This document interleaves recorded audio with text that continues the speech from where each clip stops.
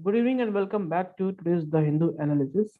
And today's date is 29th 2021. So let's start with the first news article of today's newspaper is India Bangladesh to deepen ties as partner, say Goyal. So this is one important international relation, India's foreign policy. In international relation GS paper 2, we have to study about India and its neighborhood. So how India have a relation with its neighborhood means including the Bangladesh is one important country, and Bangladesh play a very important role in India's strategic partner. So it is imperative to improve connectivity, say Mr. Now we'll discuss here about the India-Bangladesh relation in detail. Okay, now what are the new agreement that will be signed between India and Bangladesh, and how this new agreement will be effective that make strengthen relations between India and Bangladesh. So Indian Commerce and Industry Minister speech at the Bangladesh International Investment Summit. So recently, our Commerce and Industry Minister he explained about India and Bangladesh relation, about the economic ties, and in future agenda. What are the future agenda where they will talk? Okay. So India and Bangladesh economic ties include your present status. First of all, we should know what happening at present. So Bangladesh present status is Bangladesh is India's biggest trade partner in South Asia. When you talk about in South Asia, there are multiple countries are there. So in all countries, among all these countries, Bangladesh is the India's biggest trade partner with a volume of rupees 10 billion US dollar, and India is second biggest trade partner of Bangladesh. So bilateral trade and economic engagement between India and Bangladesh has grown steadily over the last decade. So cooperation in the power sector has become one of the hallmark of India-Bangladesh relations. Okay. Now, next important thing is measures being taken to further deepen economic engagement. So, what are the important steps taken for improving the economic engagement between these two countries? So, meetings of various institutional mechanisms are being conducted regularly to promote bilateral trade and economic engagement. So, secretary level meeting of commerce in the shipping industry in order to promote cooperation on bilateral trade, and India and Bangladesh CEO Forum was launched in 2020 to provide policy level inputs in various areas of trade and investment, and also to facilitate exchanges among the business communities of both the countries. The India Bangladesh CEO Forum will meet soon for the first time. This is expected to promote mutual investment. So, meeting of India Bangladesh Textile Forum was held in 2020 to enhance linkages and collaboration in textile sectors.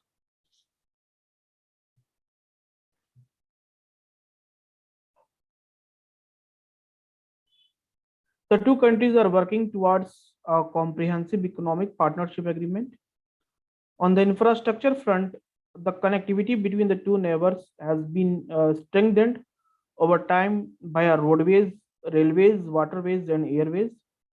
This is what our government, both the government, is going to do, and this will be improve the connectivity between these two countries. People will move in both the countries, so it will improve the economic ties. This will exchange the cultural, tourism will be promote, so people will come and understand each and other countries cultures.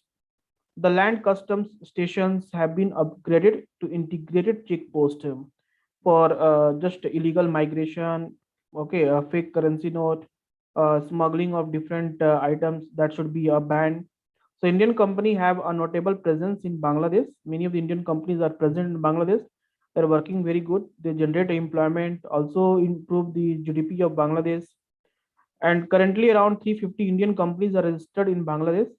So India is also developing two Indian economic zones at one is called at Mirsari and Mongla in Bangladesh, two important locations. Now, what are the important recommendations for making a good relation between these two countries? Focus on areas of technology, connectivity, entrepreneurship, health, and tourism would help further strengthen bilateral economic ties between the two countries. Improving physical connectivity through rail road infrastructure would be an imperative for expanding and realizing the potential of bilateral trade and investment. Enhanced cooperation and collaboration between the two countries and treating each other as partner rather than competitor will only help the two countries complement each other's capabilities and capacities. So, robust economic relationship between the two nations would not only reap a rich economic dividend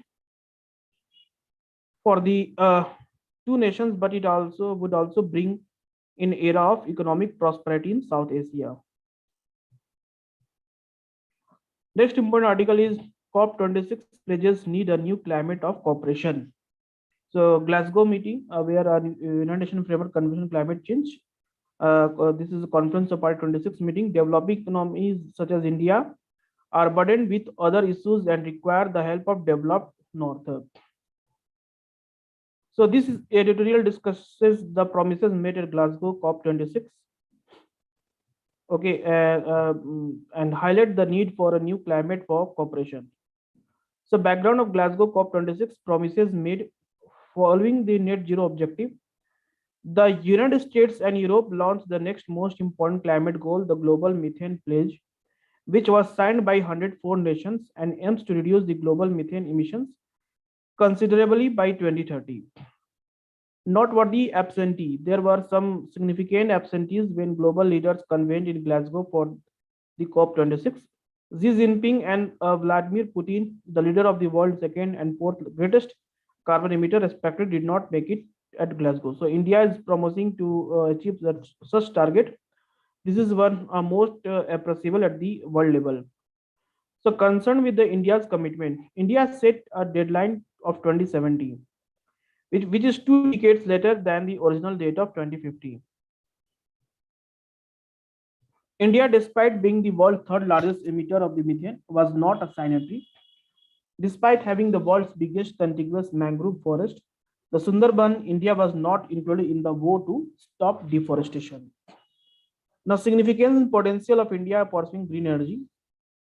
India has been a strong supporter of green energy as a means of lowering carbon emissions, despite the fact that India has yet to make a large shift to renewable energy, with renewable energy accounting for only 22.5% of the total electricity generation. The country has been at the forefront of the worldwide solar power movement.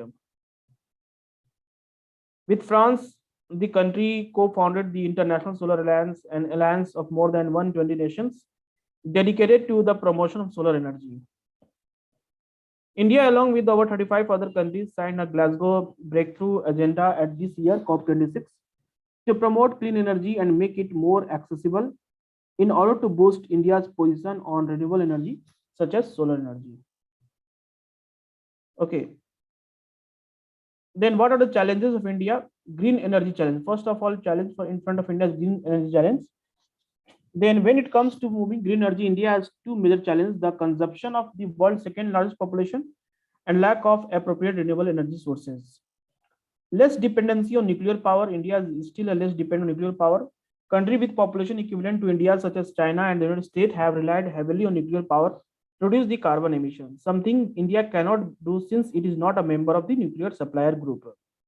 Now, third one is called policy issues. India is committed to using green energy to supply at least half of the country's electricity need. However, the government will need to take considerable steps to do so, including lowering the cost of renewable energy to make it more accessible and appealing to the general public and commercial sector. Economic challenge. According to the recent assessment, the Indian renewable energy industry faces a massive financial hurdle. India is experienced severe economic challenges. Demonetization, which took place in 2016, had a negative influence on country's GDP growth rate since 2018. Foreign investment in India is also been falling. The COVID-19 epidemic, which struck in early 2020, slowed GDP growth even further, wreaking havoc on various businesses. Now, resources scarcity. Economic survival is based on the use of limited resources. The country is facing a resource shortage, forcing to pick up between the competing goals, countering multiple challenges. With a population of 1.3 billion people, meeting the climate target while battling a unique coronavirus epidemic has proven difficult for the world's largest democracy. India does not have a financial resources that its developed world counterparts enjoy sustain all aspects of its economy, people, and environment. Now, what should be the way forward? If powerful developing economy like India are to play a constructive role in combating climate change and achieving the net zero target, the developed North must strengthen its support by taking a shared responsibility. Assistance should be provided to India and least developed countries in pursuing climate goals, since they already face daunting challenges such as fighting poverty, providing basic healthcare services, and ensuring access to education.